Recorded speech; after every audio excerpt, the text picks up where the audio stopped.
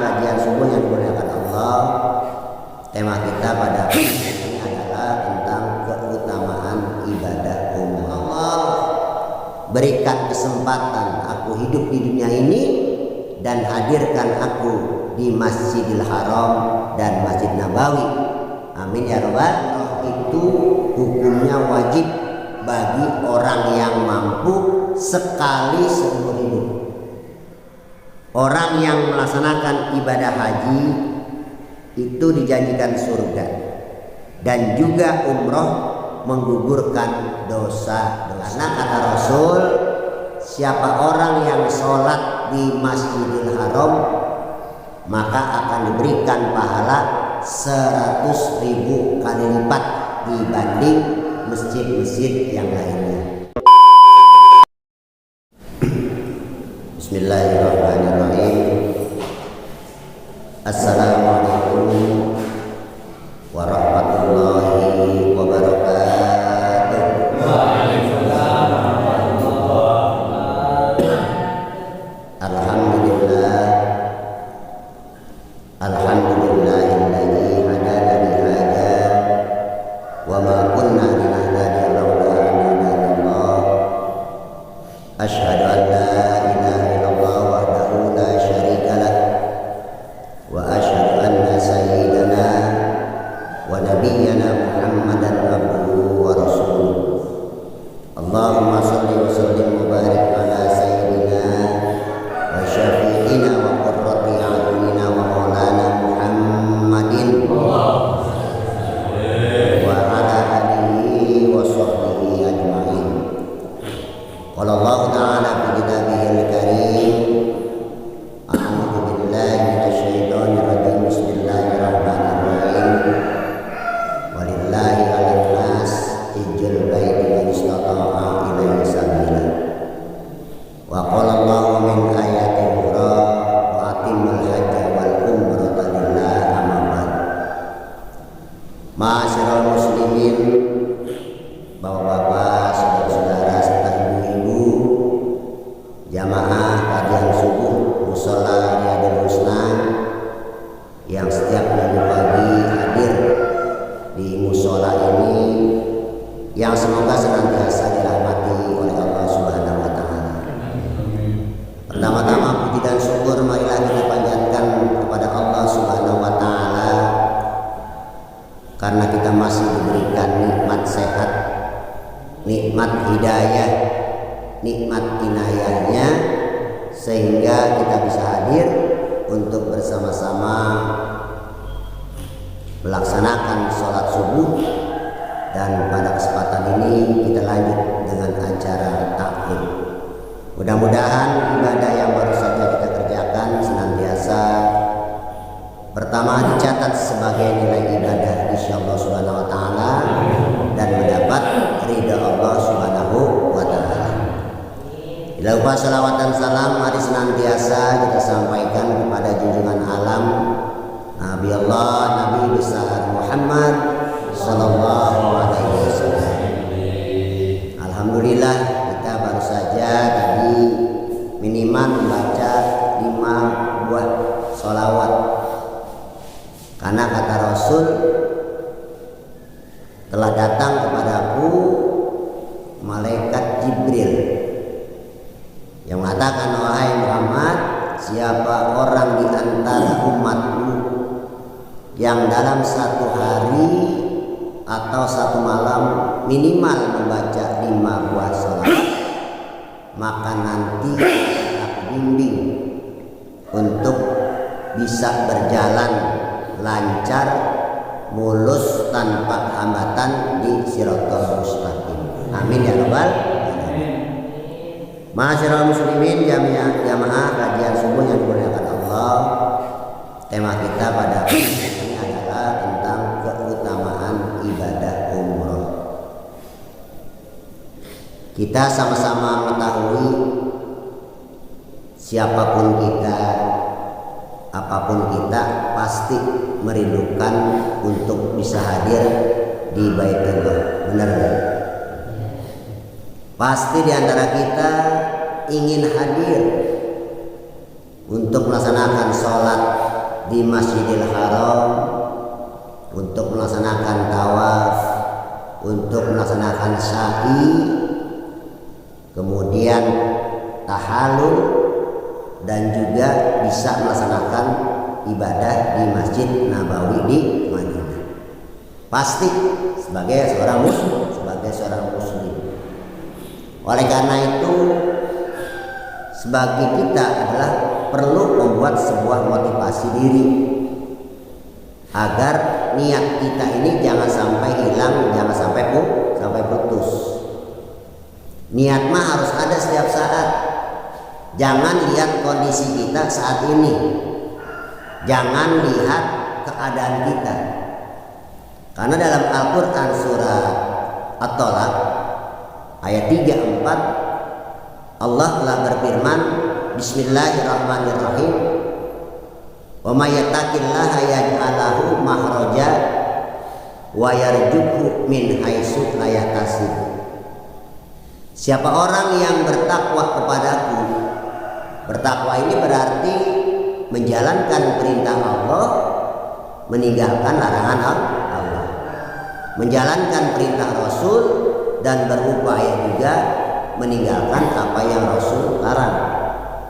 Bertakwa kepada Allah, maka kata Allah, nanti aku akan mudahkan urusan, berikan jalan keluar, berikan solusi.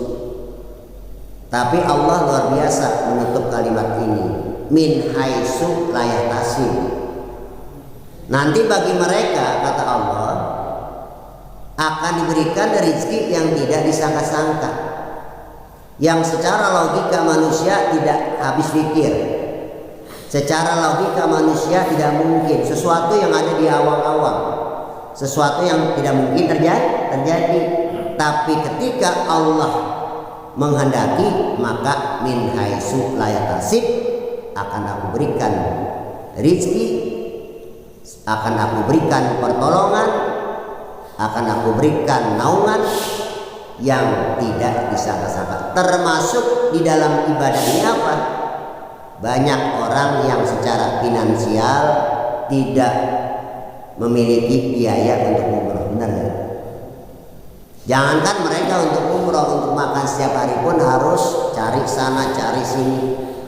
Tapi cara Allah berkehendak, pasti mungkin ada perusahaan yang mengajaknya umroh di mana tempat dia kerja.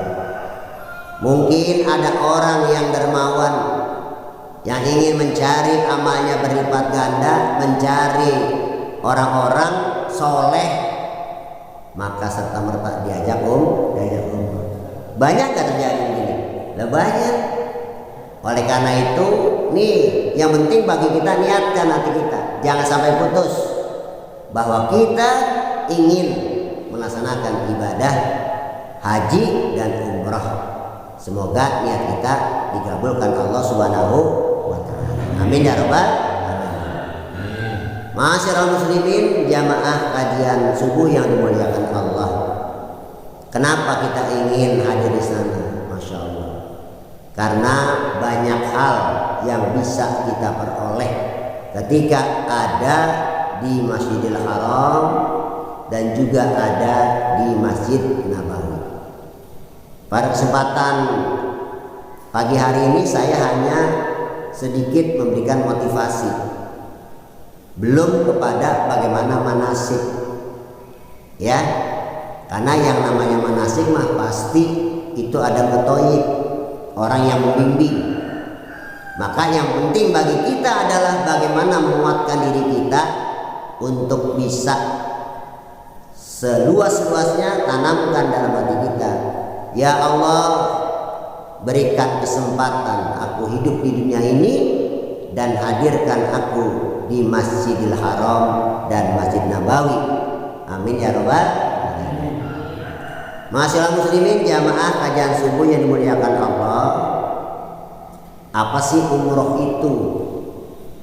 Ada secara arti bahasa, ada secara arti istilah, ada juga arti secara fikih. Ya, Kalau menurut bahasa, ya umroh itu kan berasal dari bahasa Arab yang artinya ibadah yang dikerjakan di Baitullah Mukarramah. Sedangkan kalau menurut istilah sebenarnya adalah melakukan serangkaian ibadah yang telah ditentukan oleh Allah dan juga Rasul. Kemudian apa secara fikih? Melaksanakan ibadah di kota suci Mekah diawali dengan tawaf mengelilingi Ka'bah sebanyak 7 putaran, kemudian berlari-lari antara 2 bukit yaitu Safa dan Marwah 7 kali, dan setelah itu selesai untuk sempurnanya menggunting rambut atau tahalul. Cuma itu. Jadi kalau ibadah umrah itu kan lebih singkat dibanding ibadah cuma tawaf 7 kali, kemudian sa'i 7 antara Safa Marwah dihitung 1, Marwah Safa dihitung 2, Safa Marwah dihitung 3, dan seterusnya. Setelah rapi 7, lalu kita minimal menggunting rambut. Ya udah selesai. Ya. Oleh karena itu bagi orang-orang yang melaksanakan ibadah haji ini untung. Kenapa untung? Karena di sela-sela ibadah haji mereka bisa melaksanakan ibadah umroh sesuka mereka. Karena ada yang wajib, ada yang sunnah. Makanya manfaatkan.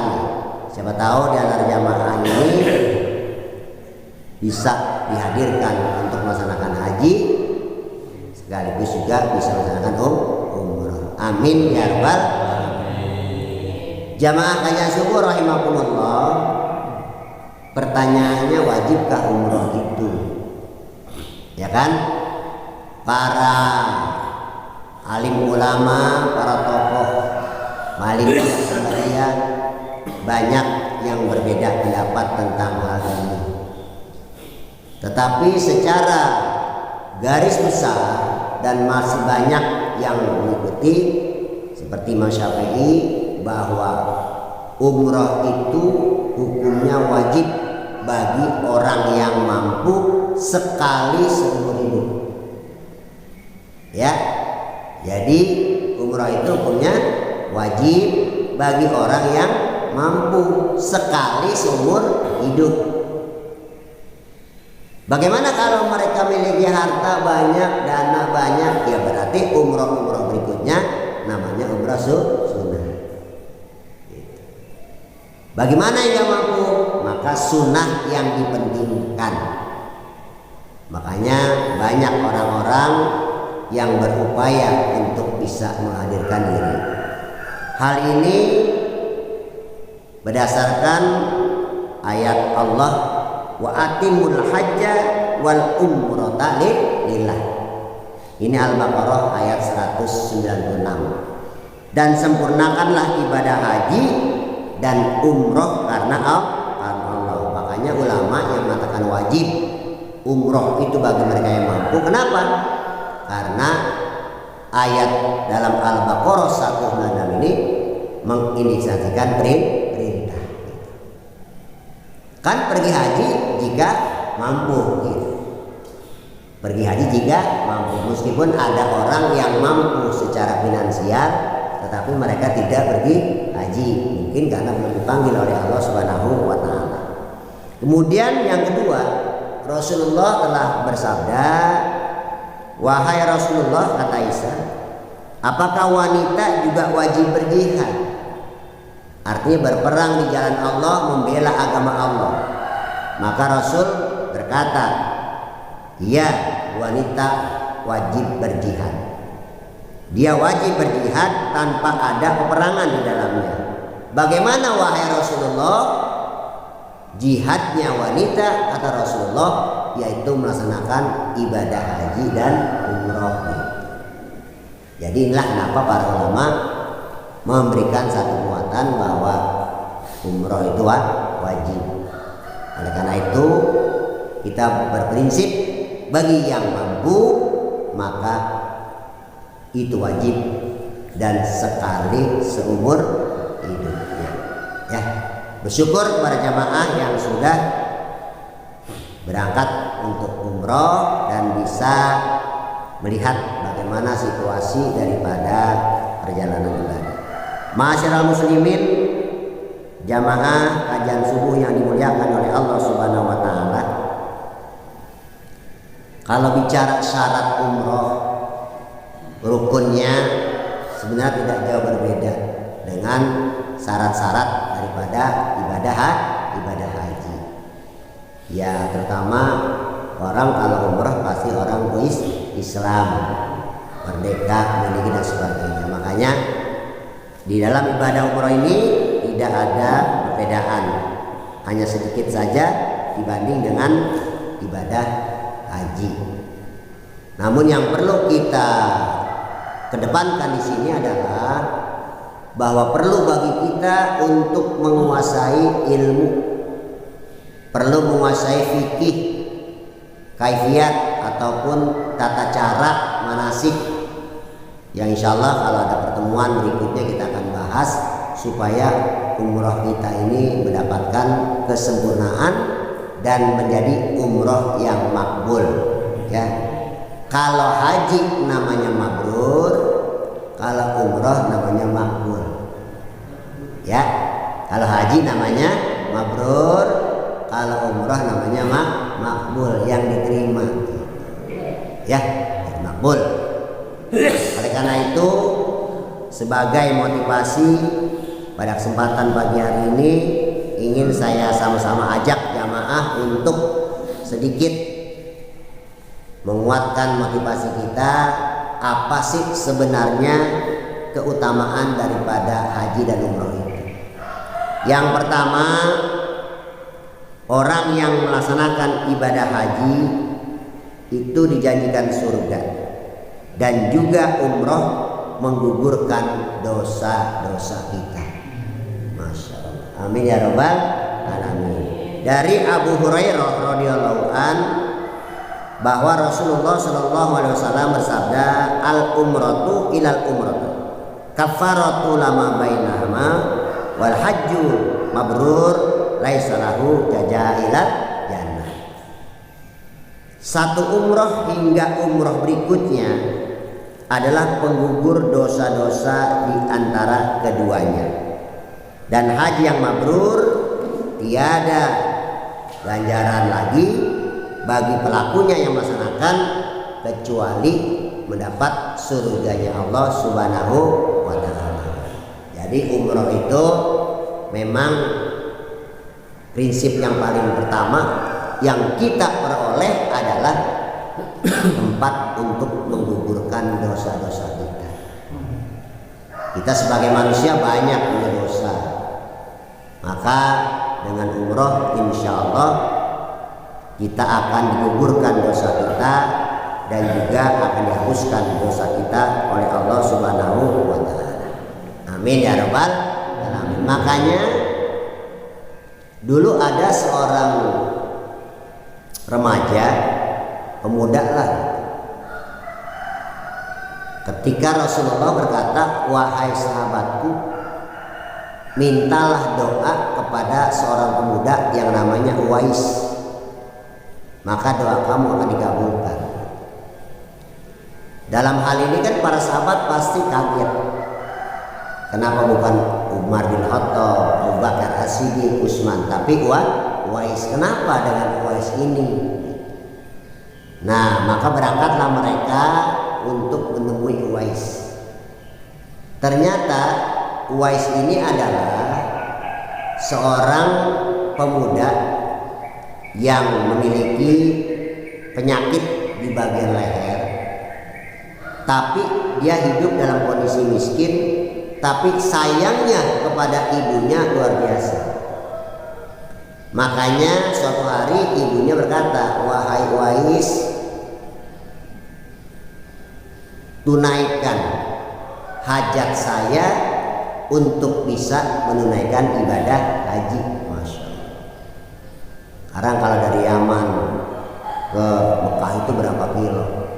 Sedangkan dia tidak memiliki daripada harta untuk berangkat haji. Maka timbul pikiran dia, saya akan tunaikan keinginan daripada ibuku yang lumpuh ini. Maka yang dilakukan oleh Uwais apa? Membangun fisiknya supaya kuat untuk menggendong ibunya nanti berangkat dari Yaman.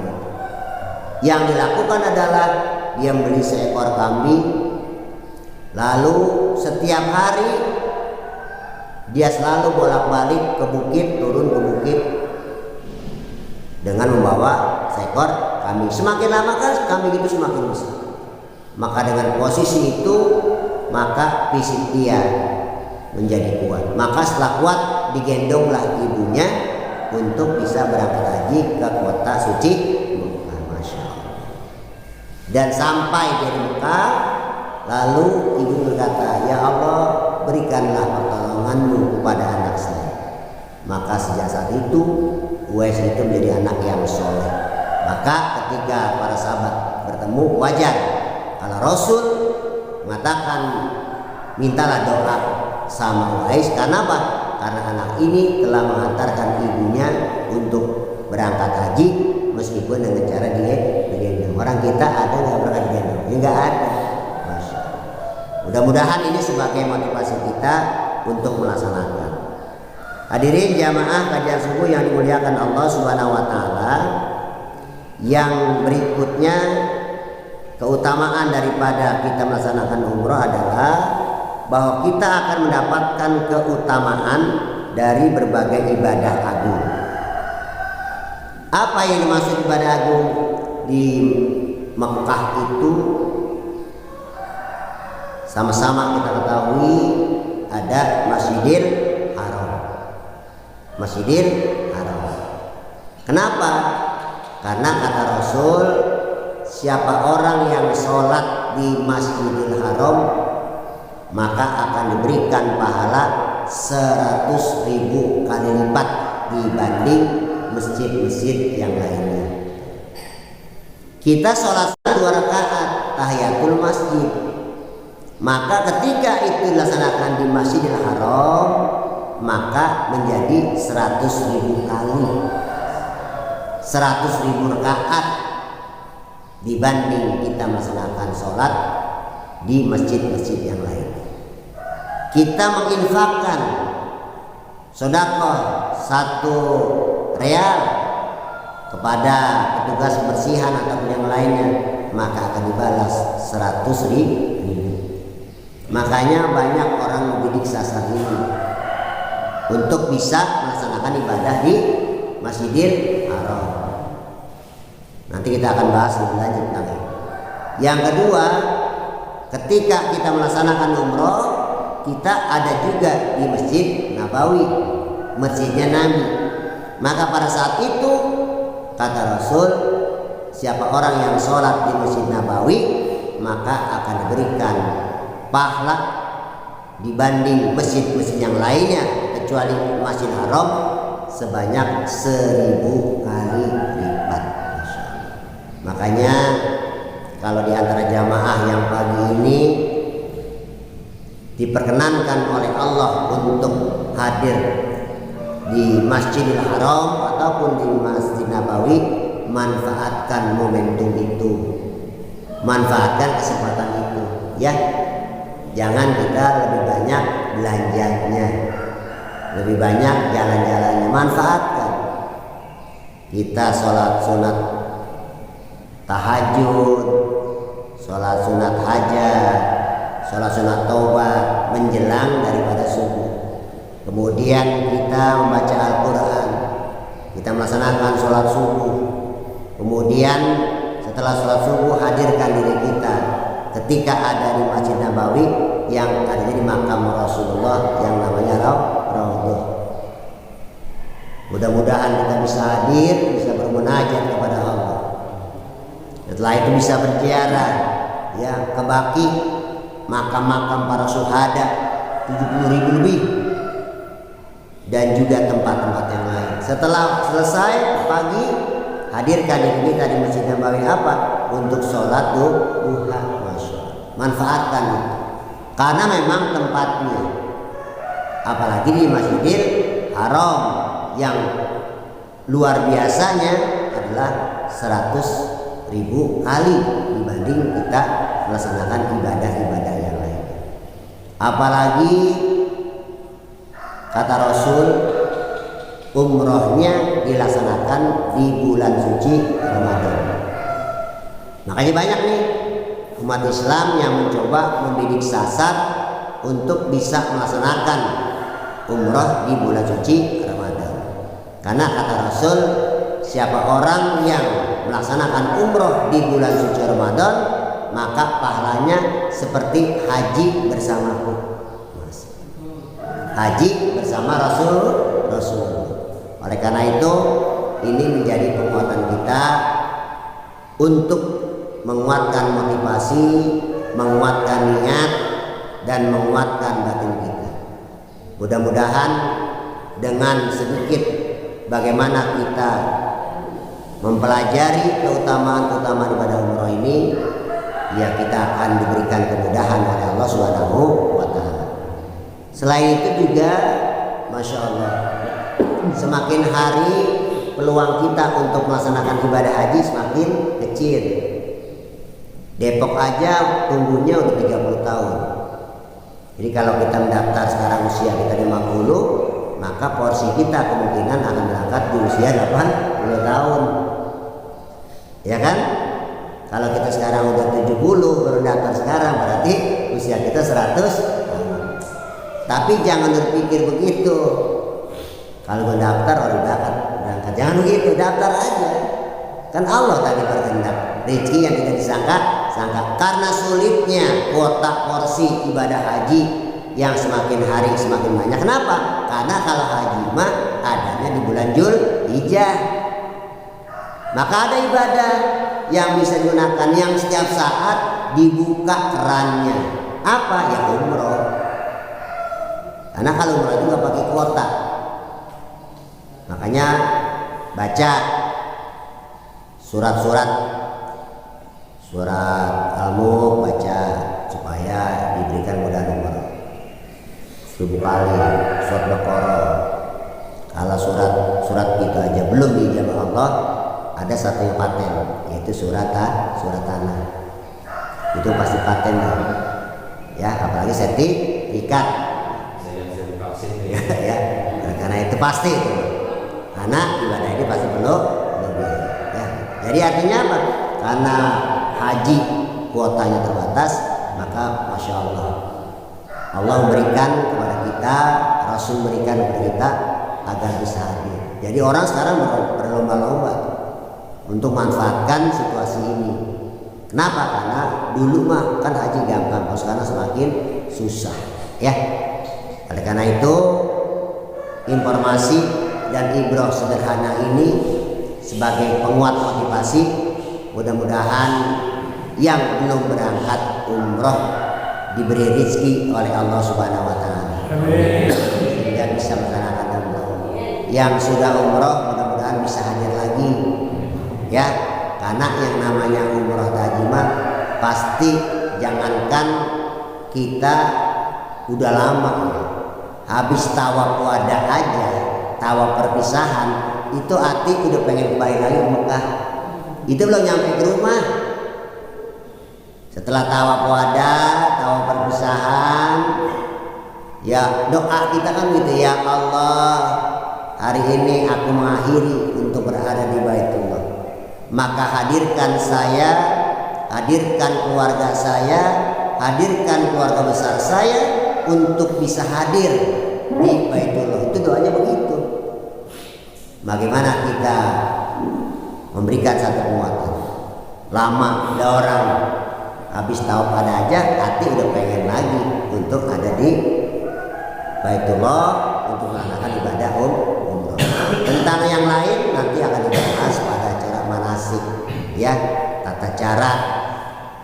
Meskipun kita agak susah, tapi nanti ada pembimbing kita. Yang penting pagi ini satu, kita bisa memperoleh ilmu bahwa orang ingin hadir melaksanakan umrah karena memang kota suci Mekah dengan Masjidil Haramnya dan kota Madinah dengan dengan Masjid Nabawinya adalah tempat-tempat utama untuk kita melaksanakan ibadah. Ibadah apa saja. Yang kedua, banyak limpahan pahala yang berlipat ganda yang Allah berikan kepada kita. Oleh karena itu, sebagai penutup kita baca surat Al-Fatihah. Mudah-mudahan Allah berikan kita rezeki yang banyak dan halal.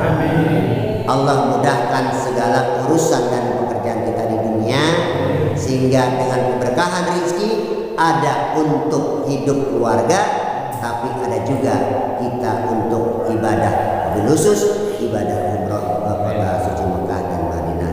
Ala hajiniya walikulli niyatin sholihah. Al-Fatihah. A'udzubillahi minasyaitonir rajim. Bismillahirrahmanirrahim. Alhamdulillahirabbil alamin arrahmanir rahim maliki yaumiddin. Iyyaka na'budu wa iyyaka nasta'in. Shiratal mustaqim shiratal ladzina an'amta 'alaihim ghairil maghdubi 'alaihim waladdallin. Wa qala ya karim Allahumma bihaqqil Fatihah wa sirril Fatihah wa bi karamatil Fatihah ya farijal hamma ya kasibal gham. Allahumma ya nabi ya bala ya Allah. Allahumma ya nabi ya bala ya Rahman. Allahumma ya nabi ya bala ya Rahim.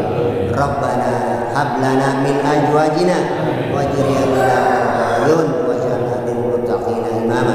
Rabbana ighfir lana dzunubana wa liwalidayna warhamhuma kama rabbayana shighara. Rabbana ya Allah atina fid dunya hasanah wa fil akhirati hasanah wa qina adzabannar. Walhamdulillahi rabbil alamin. Kurang lebihnya mohon maaf, semoga bermanfaat dan saya wallahu a'lam bishawab. Wassalamu